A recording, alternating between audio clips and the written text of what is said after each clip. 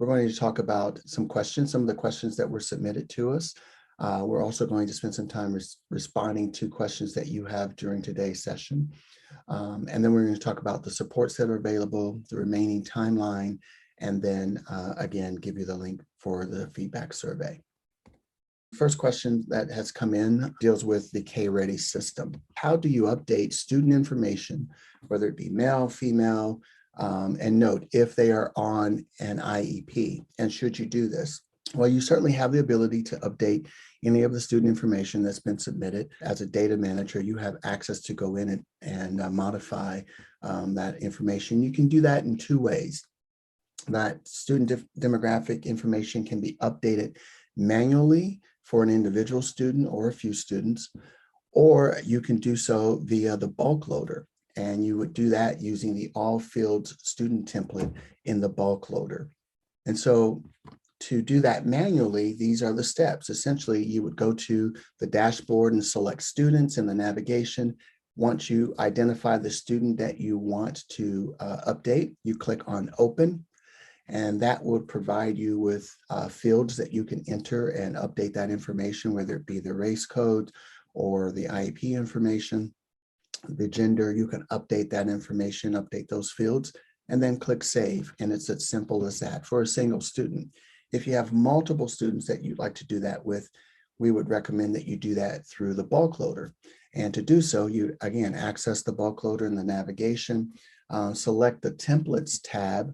And once you're on that tab, you're going to select the students tab, the drop down there for students. There's a student administrator and enrollments drop down. We're recommending you select the students drop down.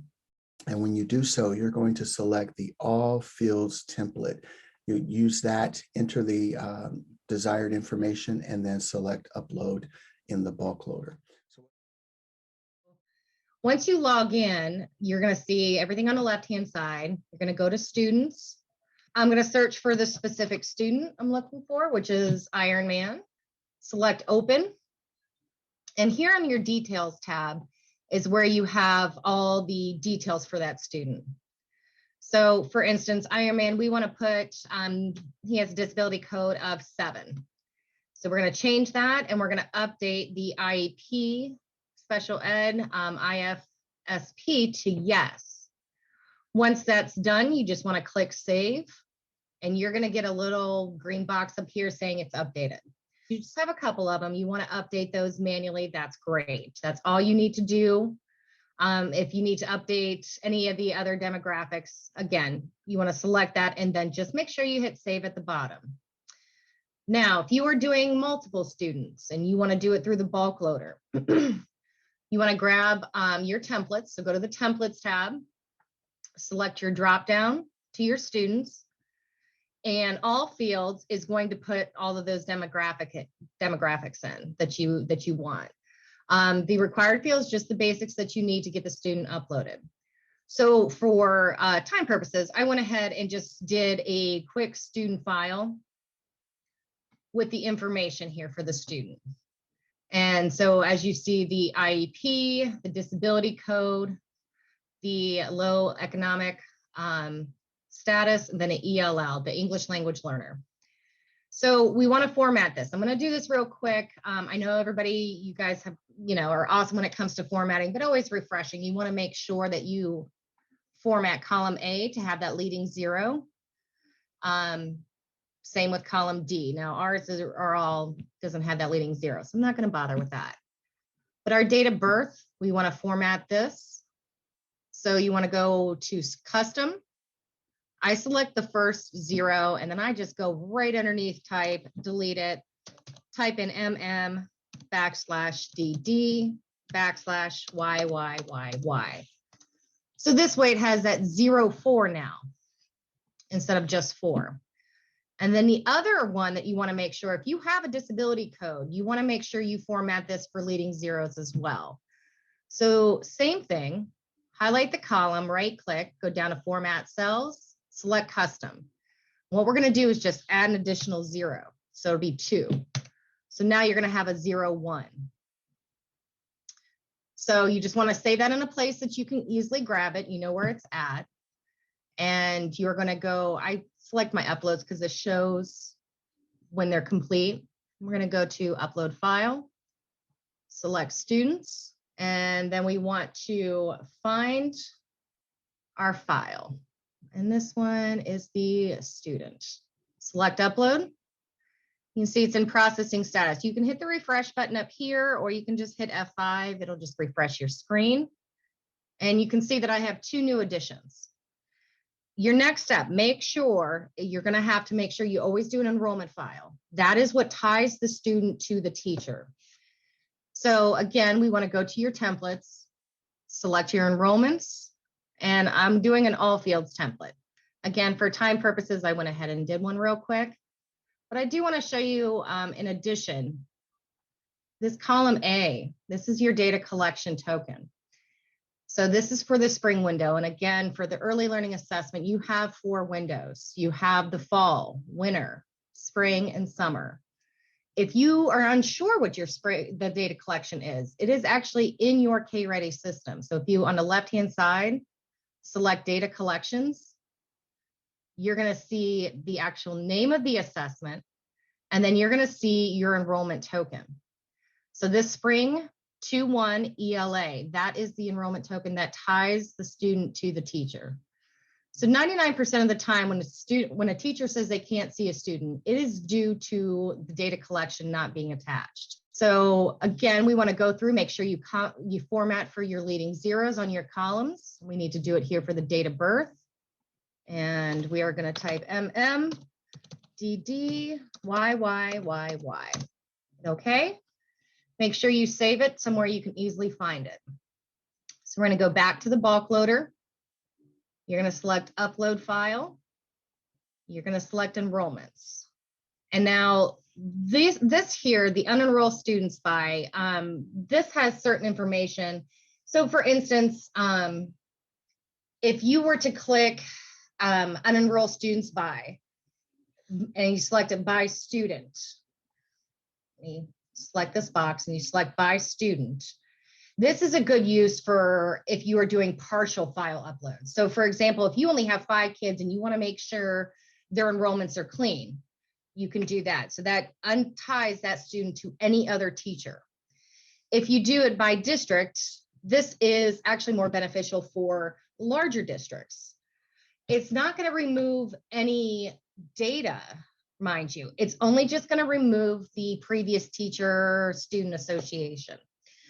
But for this particular, we're just doing a regular enrollment file. So we're just going to keep that unclicked. You want to select your file, find exactly where you saved it. Once that file is attached, select upload. And again, that's in processing status. So you want to refresh your screen. And there we go. We've got 2 additions here.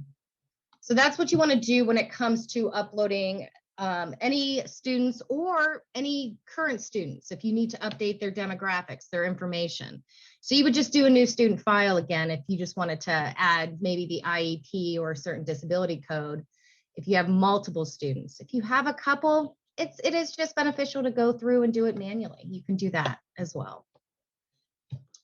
And our next question was, how do I access the ELA reports for a data manager? It's a great question.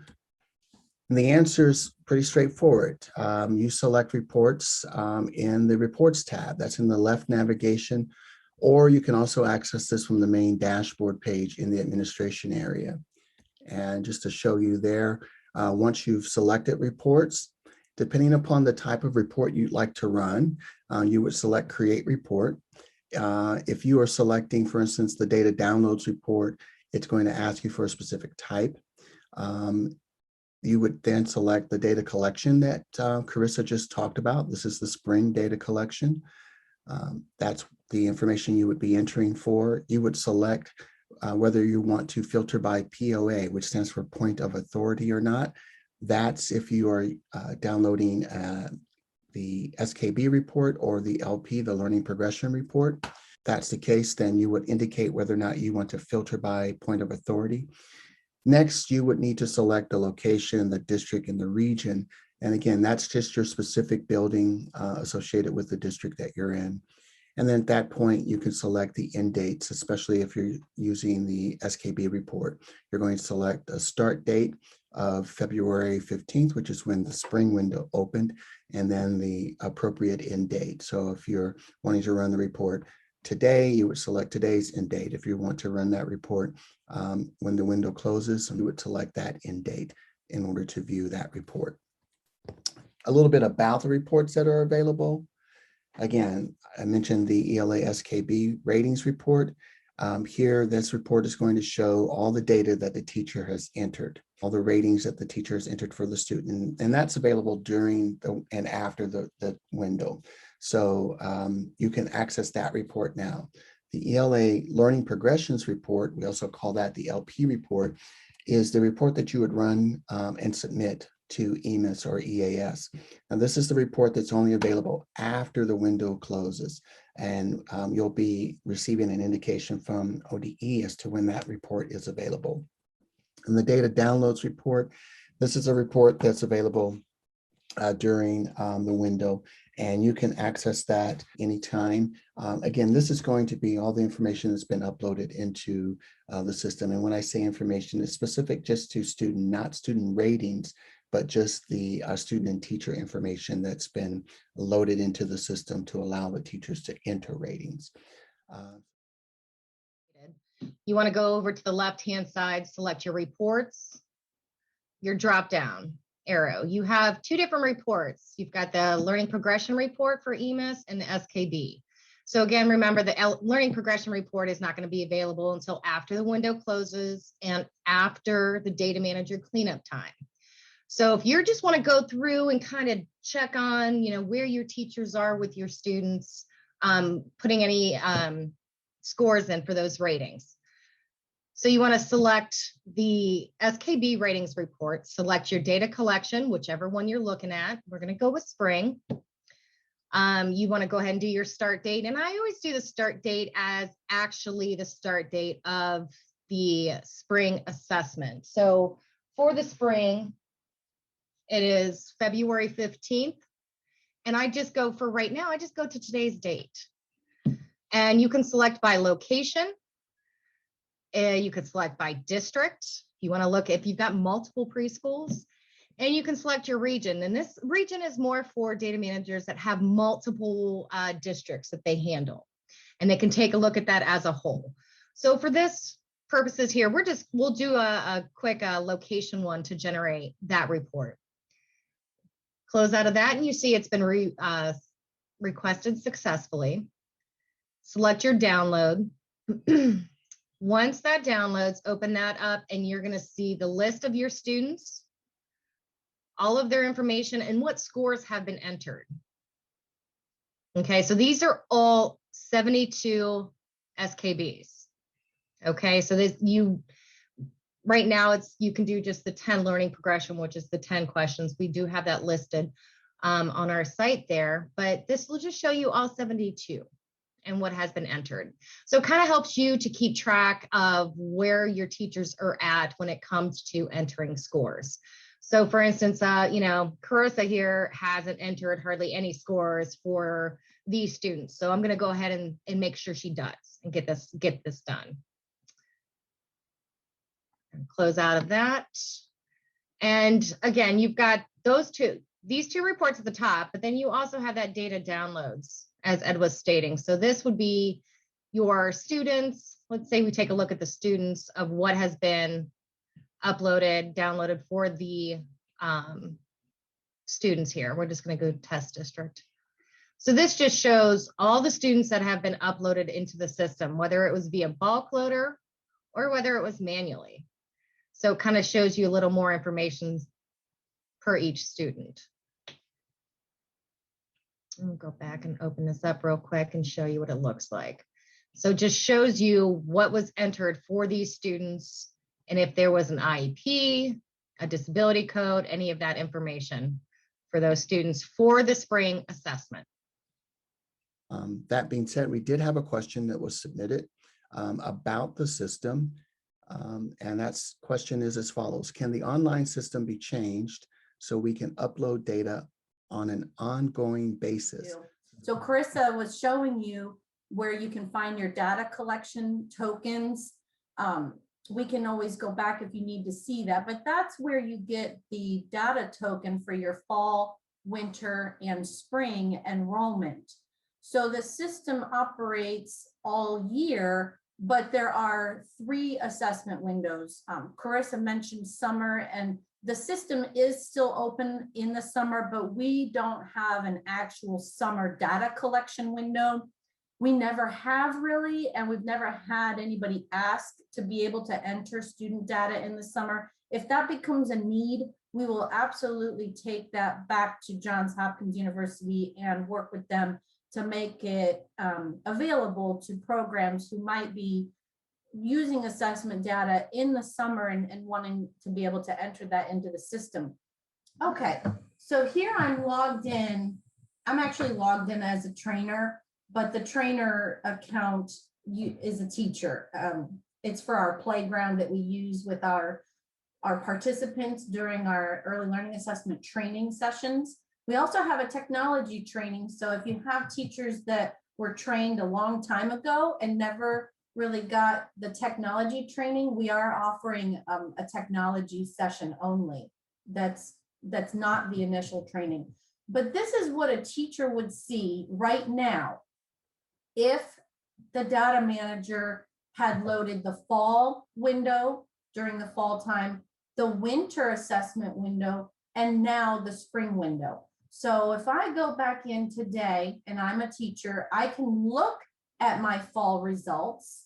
I can go back and look. I can't enter any of my fall data because the fall assessment data does have an end date as to when the fall records must be entered, okay? And that's a November 14th end date for the fall window. I can go back to the dashboard. If I'm in winter, winter is a little bit more flexible. They can get in here and look. It does still have an end date, but winter is an optional. It's not required like the fall and the spring are required. And then I go back to my dashboard, and this is where I see the spring. So we have had a couple inquiries this year in the past couple months from teachers or data managers who said, you know, they can't find their students for spring. And generally it's because the data manager needs to still go in and do the enrollment for the spring window. Okay, so it's in separate buckets, fall, winter, spring, but it does allow for ongoing assessment and data entry for the whole school year.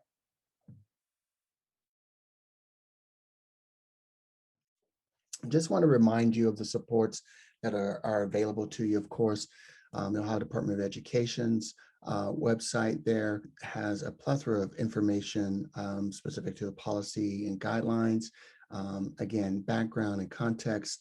And what I mean by that is information that kind of explains to you the history, explains to you the purpose of the assessment, explains to you kind of the mechanics of the assessment, how it works within early learning, and really encourage you to certainly peruse that yourself, but definitely use that as a resource for the folks that you are engaging with there in the districts. There is a section there for data administrators as well, assessment administrators. So we again encourage you to take a look at the materials that are available, especially specific to the timelines and EMIS reporting and things of that nature. I want to make sure that we remind folks of all that's available at the Ohio Department of Education website there for early learning.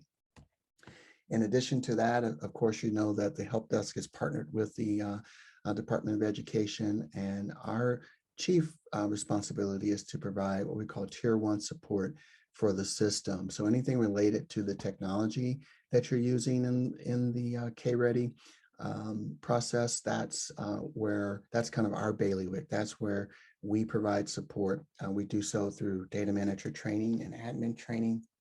It's what you're going through and working on right now. We provide help videos. So on our site, there are a great many walkthrough videos, and these are really quick videos that kind of walk you through the process of entering information accessing reports, all of those kinds of things that you need to do as a data manager. We've tried to put some things together to be some quick resources for you. So we encourage you to go there for that. But also, if you need additional help, you can go to the website and submit a request ticket, a request for support. And we can do so through a web form that's on our site. You can also call us at the 844-K12 Ohio or 844-512-6446. Again, we are the help desk for this program and happy to do just that, happy to help you. As we kind of look at the timeline here, today is April 19th. As you know, the window opened on the 15th of February. We're kind of more than halfway through the window now. May 3rd will be another webinar. You can register for that on the support site now. That webinar we call the update webinar, and we use that as a way of providing you with information, the information that you need as a data manager as we come to the close of the window, which will happen on May 14th. That's when the ELA data collection will close. May 21st is when we have the cleanup. We want all the cleanup to be completed by that date. And the hope is that then the learning progression score reports will be available by the 24th. That's a projection. As you know, that may fluctuate a little bit depending upon any complexities in the system. So certainly we'll encourage you to stay tuned to the newsletters and information that comes out from the department about the actual release date of the LP scores. Stating, if a student has withdrawn during the ELA spring window, should we make them inactive? And yes, Rebecca, all you need to do in order to make a student inactive is just remove the teacher from them. And then you stated, I noticed that their teacher filled in an NE for one of the test fields on the student that withdrew at the end of February.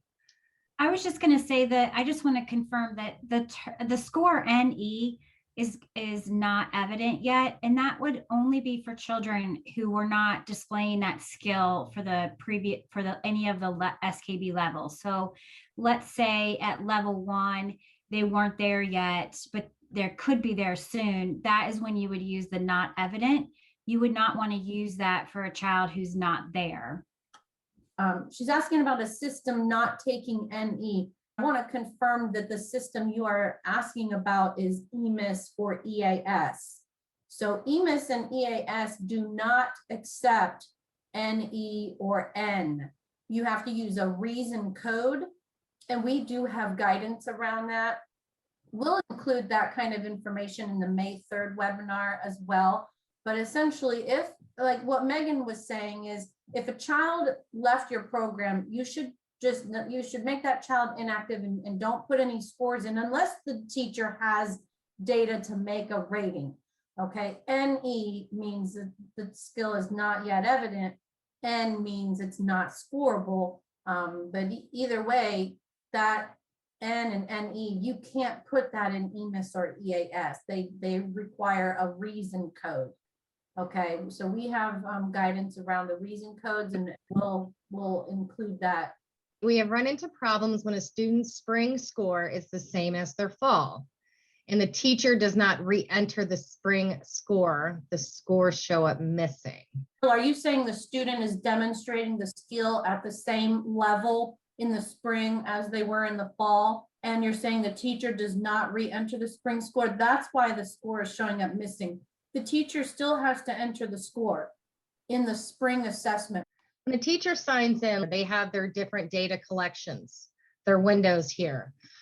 So if the teacher wants, and they can pull a report from their fall, and it kind of shows them where they were in the fall, view individual student and class ratings. So if that particular student, say Prince Charming here, got the exact same score on one of these, they still need to go back to their main dashboard. They need to go back into the actual spring and enter that score. So regardless, it's not something that just transfers over. There's another question. Some of my children are missing from the SKB report. Is there something in the student record that I should check so that the student will appear attached to the teacher on the SKP report? Well, you want to check and make sure that that student's active by being attached to the teacher, as well as that data collection token. So if those both are good and that student is still not showing on that SKB, go ahead and contact us. We can enter a web ticket here for you and kind of dig a little deeper to see what the issue might be with a couple of those students. And we can take a look at that. But yeah, as long as you have the teacher attached and the data collection attached, that student should show up on your SKB, no problem. But if it's not, like I said, we can definitely dig a little deeper on that and figure out what that issue is.